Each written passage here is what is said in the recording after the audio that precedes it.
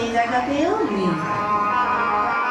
এবার নারদমুনি ভাবছে যাবার ভগবান বৈকুণ্ঠে নেই, যোগীমুনি ঋষিদের কাছে নেই, তাহলে ভগবান গেল কোথায়? যাইতো যাইতো একবার মর্তভূমি থেকে ঘুরে দেখে আসি তো। ও মায়েরা বলুন তো মর্তভূমি কাকে বলে? এটা যেখানে আমরা বসবাস করছি এটা হচ্ছে মর্তভূমি। নারদমুনি বৈকুণ্ঠ ত্যাগ করে চলে এসেছে মর্তভূমিতে।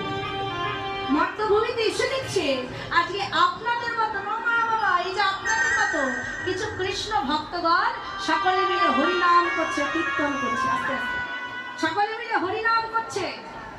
নারদমুনি ভাবছে আহারে আমার ভক্তরা কত সুন্দর করে হরিনাম করছে, যাই একটু না ভগবানের নামটা শুনে আসি। ভক্তরা কীর্তন করছে, ভক্তদের মুখে কীর্তন শুনে আসি।